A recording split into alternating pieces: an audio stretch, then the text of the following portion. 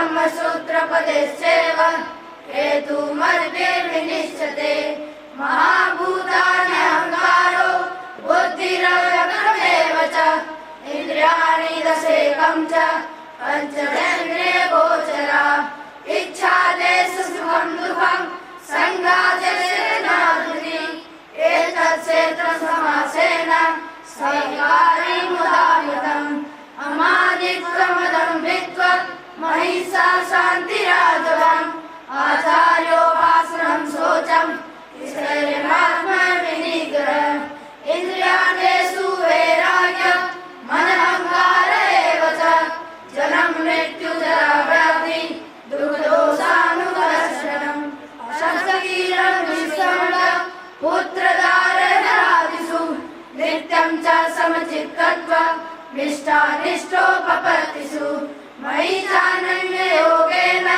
भक्तिरव्यभिचारिणी विविक्तदेशसेवित्वान् मर्त्यजनसंसदि अज्ञाननिधितत्वं तत्त्वज्ञानार्थदर्शनम् एतज्ज्ञानमिति प्रोक्तं ज्ञानं यतो अन्यथा ज्ञेयं यत्तत्परशामि यज्ञात्वामृतमश्नुते अनादिमनपरं ब्रह्म न सत्तं न सदुच्यते सर्वदा पाणिपादं तत् सर्वतोऽसि शिरोमुखं सर्वतोऽस्मिन्लोके सर्वमावृत्य तिष्ठति सर्वेन्द्रियगुणाभासं सर्वेन्द्रियविवर्जितम् असक्तं सर्वभृत्यैव निर्गुणं गुणभोक्तृ च बहिरन्तश्च भूतानां चरं चरमेव च सूक्ष्मत्वात् तद्विज्ञेयं दूरस्थं चान्तिके च तत् अविभक्तं च भूतेषु विभक्तमेव च स्थितं भूतभद्रं च तज्ज्ञेयं ग्रसिष्णुप्रतिष्ठितम् ज्योतिषामपि तज्ज्योति संस्कारमुच्यते ज्ञानं ज्ञेयं ज्ञानगम्यम् अति सर्वस्य विष्टम् इति क्षेत्रं तथा ज्ञानं ज्ञेयं चोक्तं समासतः मद्भक्तैर्यदीक्षाय मद्भावायोपपद्यते प्रकृतिं पुरुषं चैव विद्यनादिरुभावपि विकाराश्च गुणाश्चैव विद्धि प्रकृतिसम्भवान् कार्यकरणकर्तृ च हेतुप्रकृतिरुच्यते पुरुषः सुखदुःखानां भोक्तृ हेतुरुच्यते पुरुषः प्रकृतिस्थो हि भुक्ते प्रकृतिजानुनां कारणं गुणसंयोगः सर्वसद्यो निजन्मसु उपद्रष्टानुमन्ता च भर्ता भोक्ता महेश्वर परमात्मेति चाप्युक्तो देहस्मिन् पुरुषः य एवं वेत्ति पुरुषं प्रकृतिं च गुणेश सर्वथा वर्तमानोऽपि न स भूयोऽभिजायते ध्यानेनात्मनि पश्यन्ति केचिदात्मानमात्मना अन्ये साङ्ख्येन योगेन कर्मयोगेन चापरे अन्ये चेन्मदानन्द श्रुत्वा नेभ्यः उपासते ते अपि चातितरन्त्येव मृत्युं श्रुतिपरायणाः यावत् सञ्जायते किञ्चित् सत्त्वनिष्ठावरजगमं क्षेत्रक्षेत्रज्ञसंयोगात् तद्विद्धि भरतर्षभ समं सर्वेषु भूतेषु तिष्ठन्तं परमेश्वरं विकारत्वस्वतन्त्र य पश्यति स पश्यति समं पश्यन्ति सर्वत्र समवस्थितमीश्वरं न नश्चात्मानं ततो याति परां गतिं प्रकृतिर्च कर्माणि क्रियमाणानि सर्वशः य पश्यति तदात्मानं कर्तारं स पश्यति यदा भूतपृथग्भावं मैकस्थमनुपश्यति तदेव च विस्तारं ब्रह्म सम्पद्यते तदा अनादित्वा निर्गुणत्वात् परमात्मायमव्यय शरीरस्थोऽपि कौन्तेय न करोति न लिप्यते यथा सर्वगतं सूक्ष्मदा पाशं नोपलिप्यते सर्वत्रावस्थितो देहे तदात्मानोपलिप्यते यथा प्रकाशयत्येव कृष्णं लोकमिमं क्षेत्रं क्षेत्रिता कृष्णं प्रकाशयति भारत क्षेत्र क्षेत्रज्ञयोरेव मंत्रं ज्ञानचक्षुषा भूतो प्रकृतिं मोक्षं च ये विदुर्यान्ति ते परम्। ॐ तत्सदिति श्रीमद्भगवद्गीता सोपनिषत्सु ब्रह्मविद्यायां योगशास्त्रे श्रीकृष्णार्जुनसंवादे क्षेत्रक्षेत्रज्ञविभागयोगो नाम त्रयोदशोऽध्यायः। हरि ओम् तत्सत् हरि ओम् तत्सत् हरि ओम् तत्सत्। श्रीकृष्णार्पणमस्तु। वसुदेवसुतं देवं कंसचाणूरमर्दनं देवकी परमानन्दं कृष्णं वन्दे जगद्गुरुम्। ॐ शान्ति शान्ति शान्ति। जय श्री कृष्ण। Thank you, धन्यवाद. I think they deserve a standing ovation. This theme was announced to them a month back, and in 30 or 45 days, Om Ji Daye, Principal Ji Daye, we are all part of the spiritual team जो खड़े हैं, and the revolutionary change that is going to come and that has come. I think a big standing ovation to all of them. आप लोग आगे आइए sir. Raman ji आ जाओ एक minute.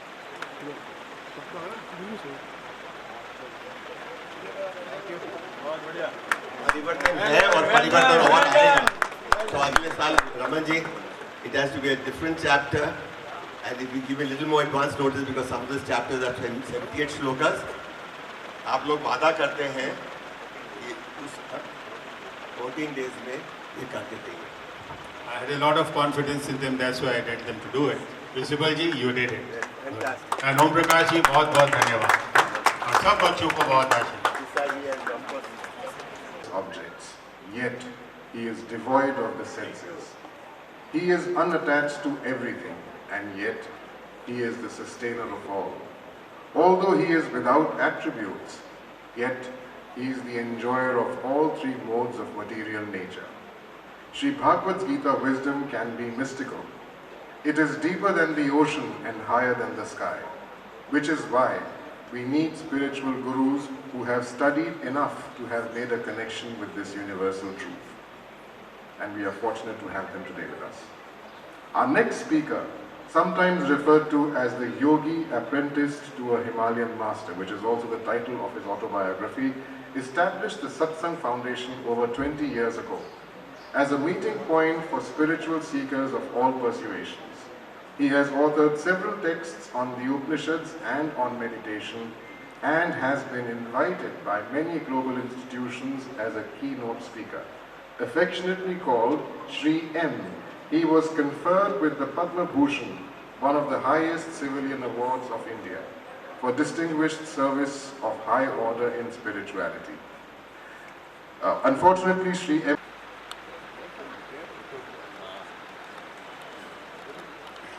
Rajiv, let Guru Ma sit there at your. Sir. Rajiv, sir.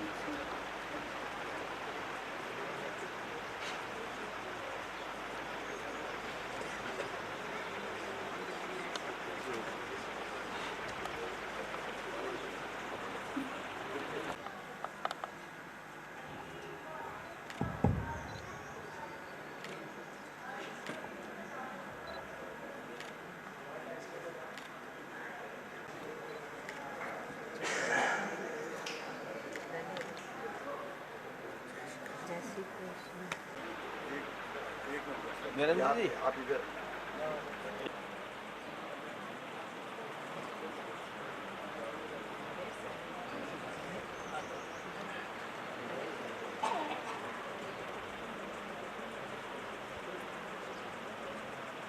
So announce for him to start.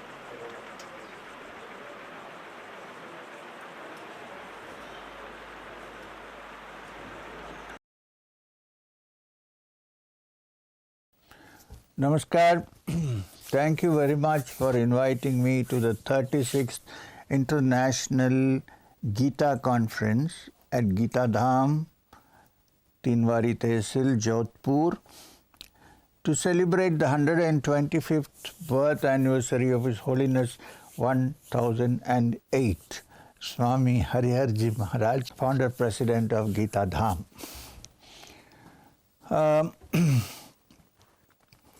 The subject of the conference is the 13th chapter of the Bhagavad Gita. However, the Bhagavad Gita being what it is, you cannot look at it in isolation. No chapter in the Bhagavad Gita can be looked at in isolation. From chapter 1, Adhyaya 1, Arjuna Vishada Yoga, to chapter 18, all the chapters are important and they contribute to the understanding of the Supreme Being. However, I must say that in the short time available to us, we cannot deal in detail with the 13th chapter. The 13th chapter, okay, before that let me explain this.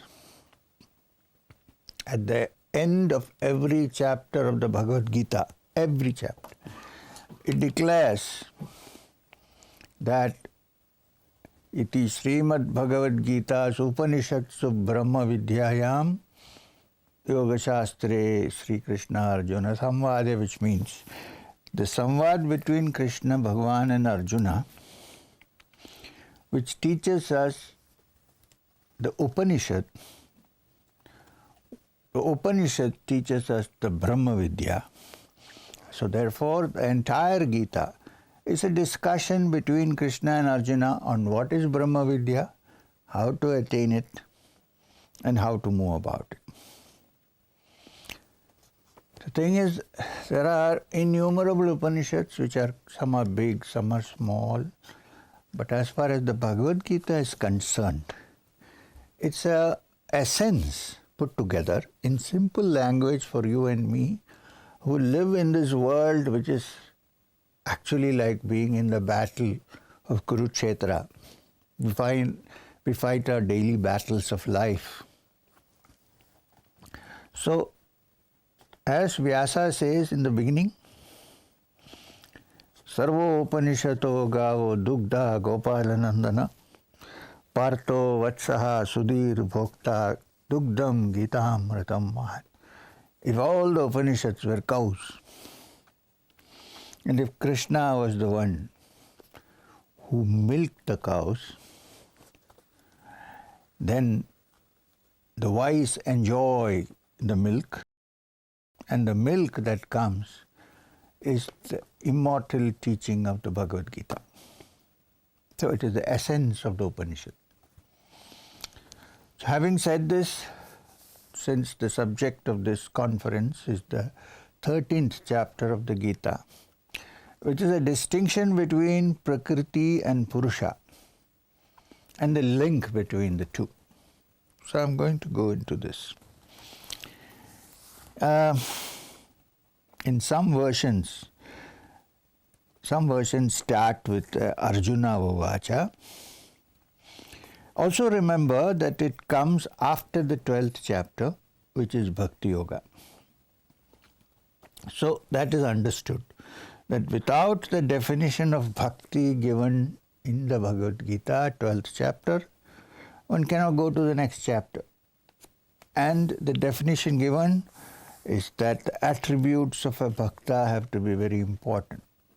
Not enough if he sings the praises of the Lord, but contributes the attitude, cultivates the attitude of control over the senses, keeping the mind sarvatra samabuddhaya, in calmness and quietness in the midst of all circumstances, and has sarvabhuta hite rata, the welfare of all living beings in his heart. With this introduction, I'm going to start this Gita. There is, in some versions, there is one more sloka which starts with Kshetra and Kshetrajna, of course, Arjuna Uvacha. It's not included in many versions. Arjuna Uvacha Prakritim Purusham Chaiva kshetram kshetrajnam evacha etat veditam ichchami jnanam jneyam cha Keshava. O Keshava, Prakriti and Purusha, the field and the knower of the field, knowledge and the object of knowledge, these I should like to know, O Krishna. But actually in most versions, the first sloka starts with Sri Bhagavan Uvacha. If you add one more chapter, one more sloka, then the Bhagavad Gita will contain 701 slokas. If you don't, if you start with this Bhagavan Uvacha, Sri Bhagavan Uvacha, then the total number of slokas is only 700, which is the number traditionally accepted. So let's not discuss this. Let's go to the first sloka. First sloka, Sri Bhagavan Uvacha. Krishna said, Idam shariram kaunteya kshetram iti abhidhiyate etadyo vettitam prahu kshetrajna iti tadvita. Krishna said to Arjuna, this body, O son of Kunti, Kaunteya, is called the field, the kshetra. And he who knows this, those who know thereof, those who know, understand this, called the knower of the field as the Atman. So this body is the field, the kshetra. Temples are also called kshetras, which means it's a field. The word kshetra means a field, and the deity is the supreme reality who is manifested and defined in the deity sitting inside. So what is more important, the kshetra or the deity? Both. Because the deity manifests his capacities through the body, which is the kshetra. Now when you say body, it also includes the mind. So the second sloka says, Kshetrajnam cha api mam vidhi sarva kshetreshu bharata kshetra ayor jnanam yat tat jnanam matam mama. Krishna says to Arjuna, know me, that is Krishna, as a knower of the field. Know me as the knower of the kshetra. I am the kshetrajna, the knower of the kshetras, the fields. Not one field, but all fields, which means all human beings, all nature, all the other worlds beyond, they're all fields. And I am the knower of the field. Oh, Arjuna, here addressed as Bharata, the knowledge of the field and its knower. If you understand who is the knower and what is the field, this I regard as tad yat tajnanam matam mama. I consider that as true knowledge. So, here briefly from me what the field is, of what nature and what its modifications are, whence it is, what he, the knower of the field is, and what his powers are. Tat kshetram yachayadrikcha yadvikari yatascha yat sachayo yat prabhavascha tad samashit mishrudu. Listen to me about this. I'm going to describe it to you. Now, the constituents of the field. What is the field? This has been told by the sages in many ways and very distinctly in different hymns, also in well-reasoned and conclusive expressions of the Brahma Sutra, the absolute Brahma Sutra.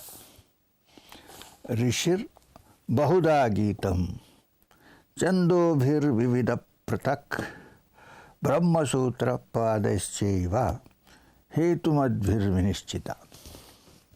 Is what I said.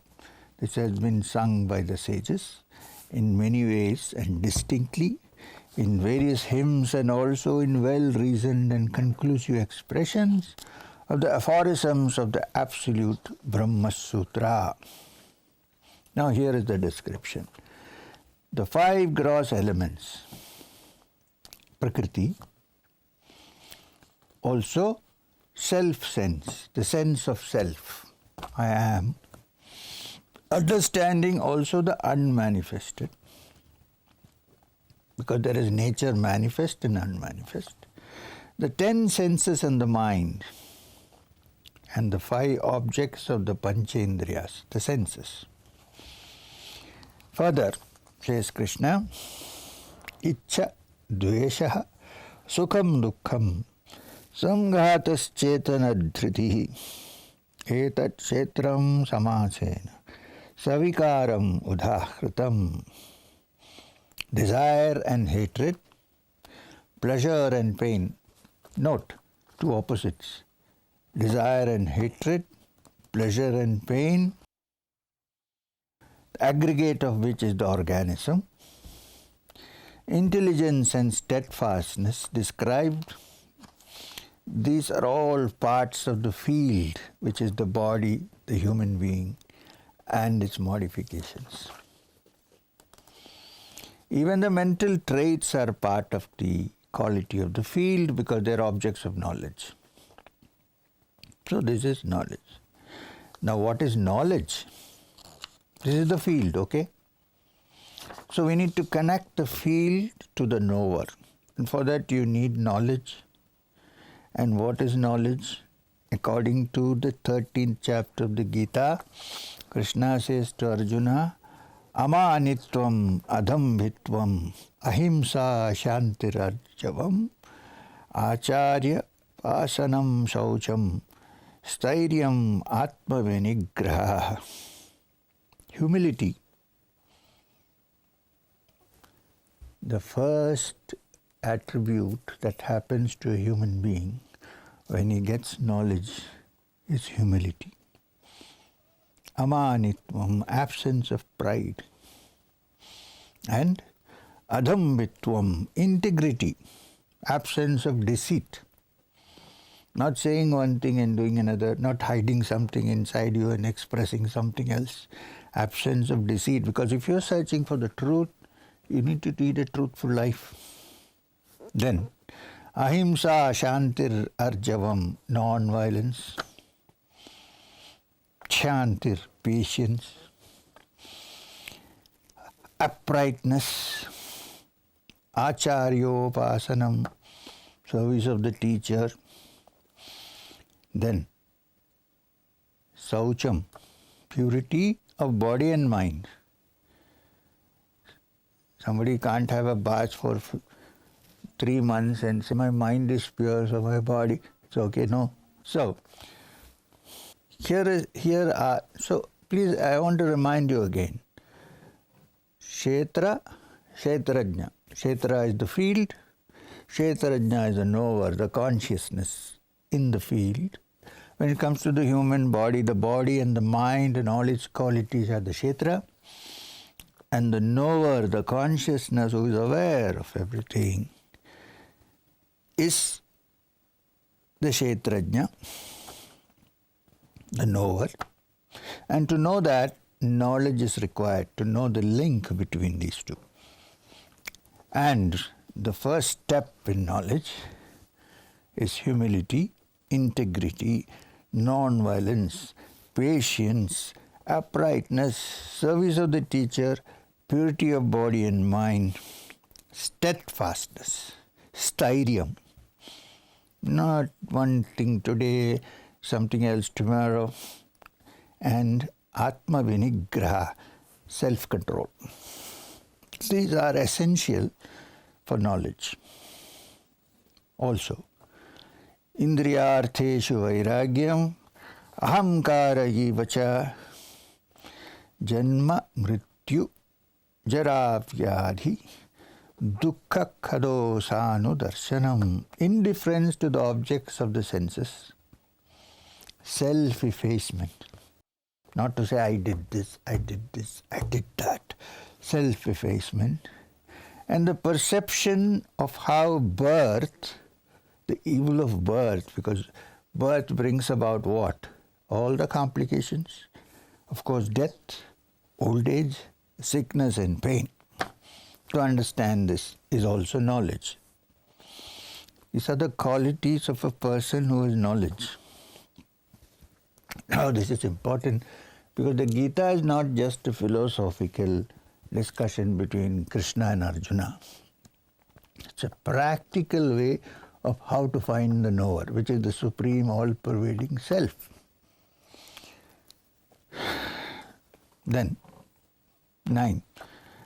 Ashaktir anabhishvangaha putradhar gridhadishu nityam cha samachittatvam ishtanishto papatishu. Non-attachment, absence of clinging to son, wife, home and the like, and a constant equal-mindedness to all desirable and undesirable happenings. This is not what we do in life. Of course, the sannyasin has no son, wife, etc. So they must be talking about, not talking about the sannyasin, the family man.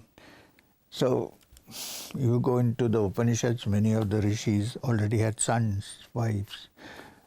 But while living in this world, to be free of clinging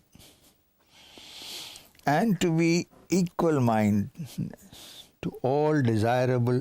In this world, there is bound to be desirable happenings. There are bound to be undesirable happenings.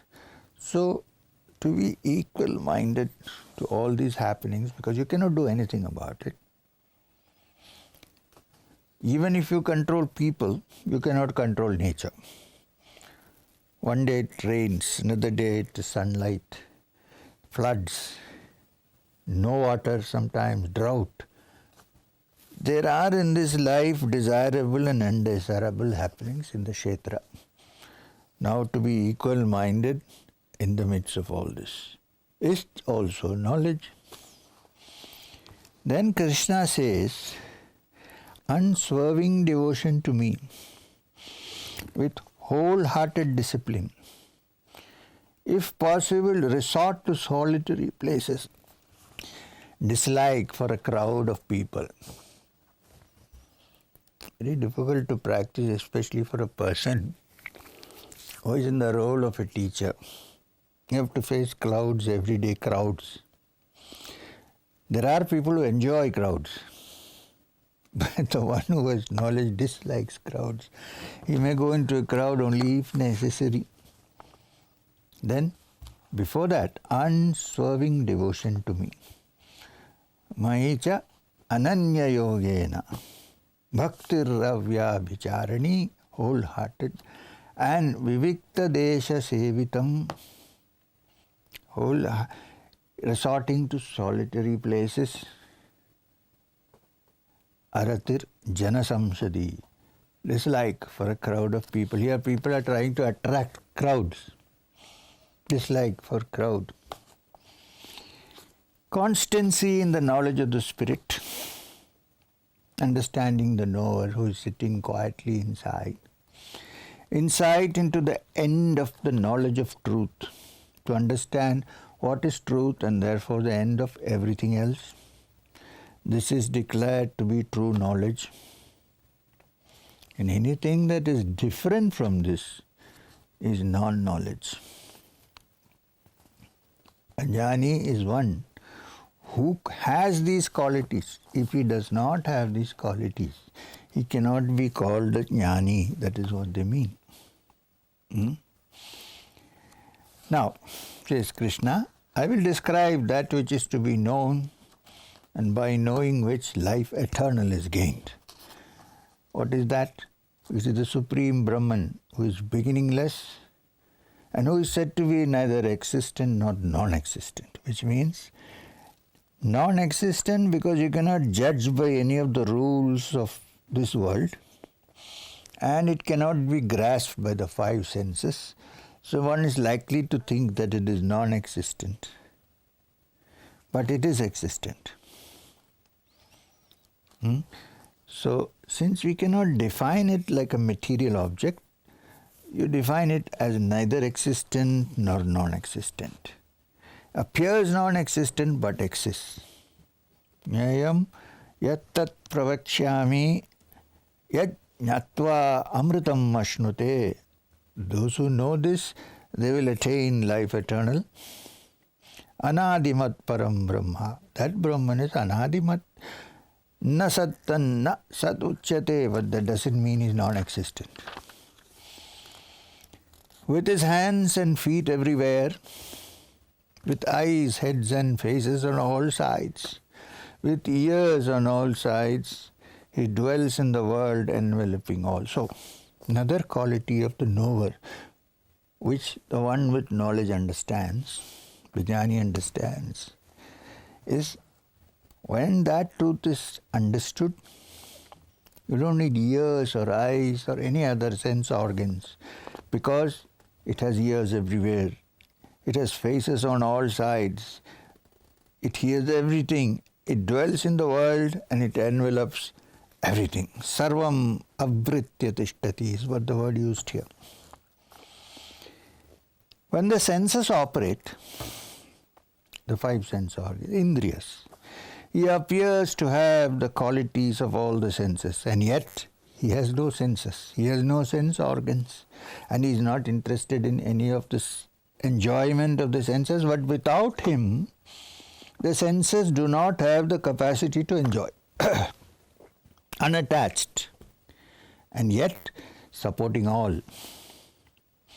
Free from the dispositions of Prakriti, from the gunas, sattva, rajas and tamas, gunatita, and yet enjoying the gunas. Now this is, it seems like a contradiction, but the absolute cannot be defined in any words without contradictions, because it is out of our definitions, of our idea of definitions. Sarvendriya gunabhasam sarvendriya vivarjitam asaktam sarvabhrikchaiva nirgunam gunabhoktircha. Okay. And bahir antascha bhutanam, he is without, in the outside field, and within all beings, which are also fields. He is unmoving as also moving. Acharam charam evacha. You see this in other Upanishads also. Tad dure tad vatantike. He is far and yet he is so near, from the Ishavasya Upanishad. He is without and within all beings. He is unmoving as also moving. He is too subtle to be known.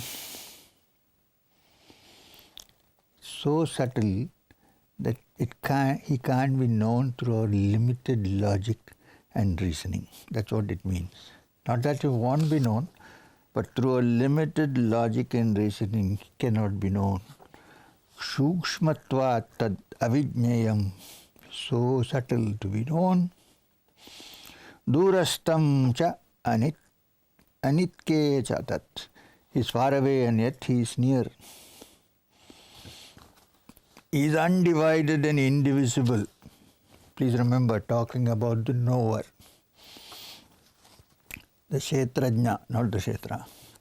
He is undivided, which means indivisible, and yet it looks like he is divided among all beings. He is to be known as supporting the creatures. He is the one who destroys them. He is the one who creates them afresh. Avibhaktam cha bhuteshu vibhaktam iva cha sthitam bhuta bhartir cha tajneyam grahishnu prabhavishnu cha. He is the light of all lights, said to be beyond all darkness, which means we are not talking about the light, which is the absence of darkness. We are talking about the light, which is also there in the darkness. Not physical light, therefore.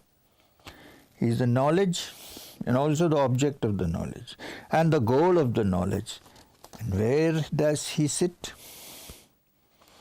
After saying all undefinable things, we've come to something where we can grasp him. So where does he sit?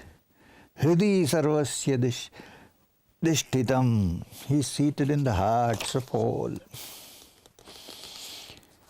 Then we come back again in the 13th chapter to nature and the spirit.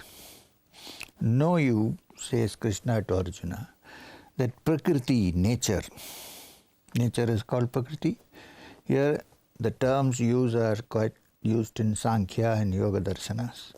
Know thou that Prakriti, nature, and Purusha, soul, are both beginningless. It's not as if Prakriti was created.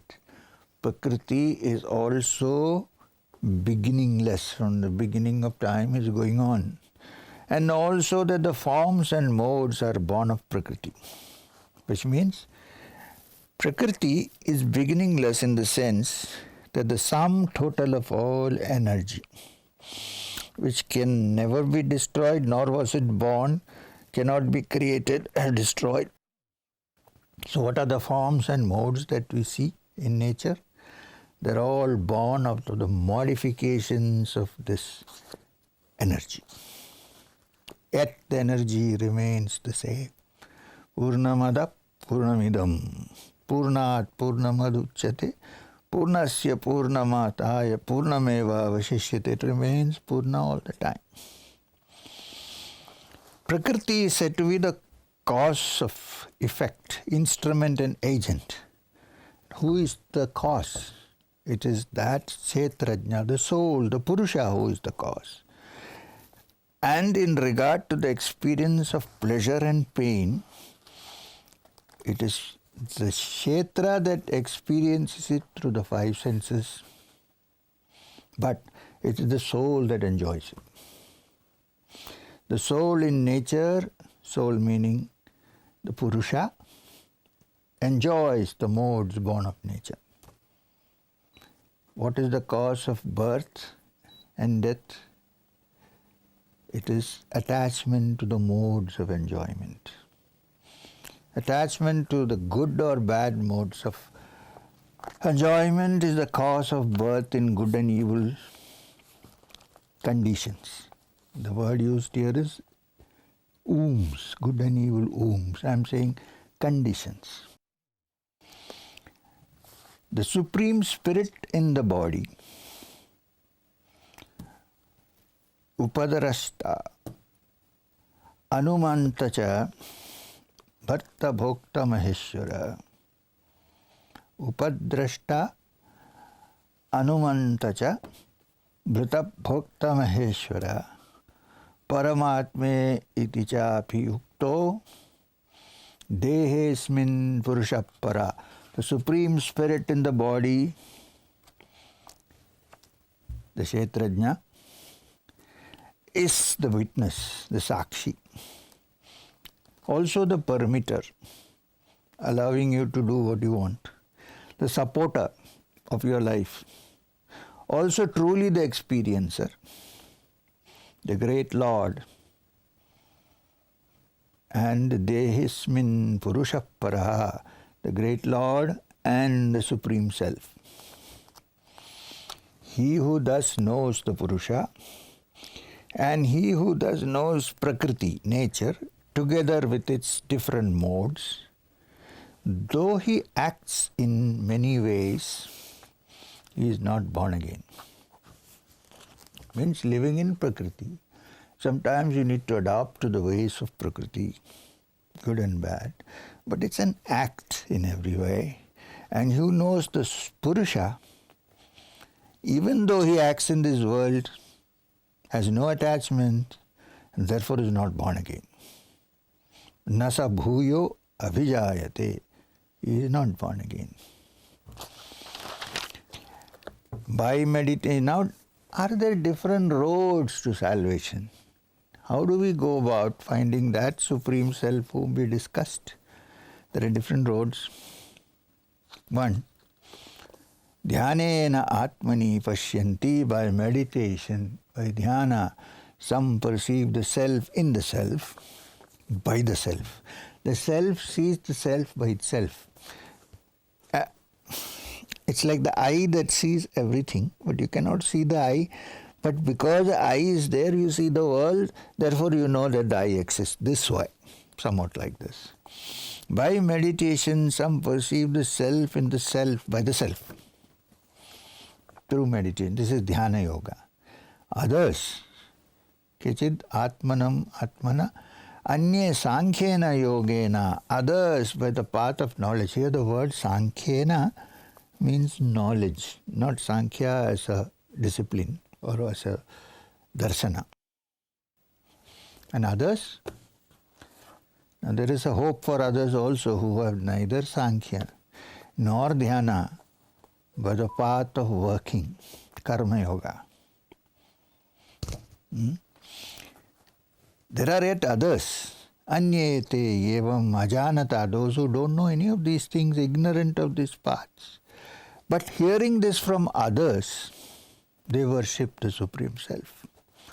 They too cross beyond death, which means understand the immortal essence in them so that they are not born again by their devotion to what they have heard. Tepicha Atitaranti eva mrityum shruti parayana. When they listen to these words of immortality, they also attain immortality. Whatever being is born, moving or unmoving, know this, so best of Bharatas, Arjuna, that it is come from the union of the Kshetra and the Shrete, the union of the field and the knower of the field. He who sees the Supreme Lord abiding equally in all beings, never perishing when they perish, he verily sees everything. Samam sarveshu bhuteshu tishtantam parameshwaram vinishyatsav vinashyantam yaha pashyati sa pashyati.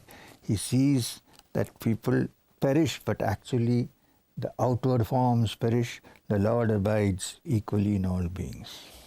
For as he sees the Lord present everywhere equally, he does not injure anybody because he is enduring his own true self by the self. So he attains to the supreme goal. Tato yati param gatim, the highest level. He who sees that all actions are done by nature, and likewise that the self is not the doer at all, he verily sees, he really sees. Others don't see, they think they see. Akartaram sapashyati, he is the one who actually sees. When he sees that the manifold state of beings is centered in the one, and that from that just one it spreads out, when this is understood, Brahman is attained. Brahma sampadyate tadha, then only it is attained. Because this Supreme Self is imperishable, is without beginning, without qualities, so, O son of Kunti, though it dwells in the body, the Kshetra, it neither acts nor is stained, although it appears to act. Na karoti na lipyate. Neither does it do anything, though it appears to be doing.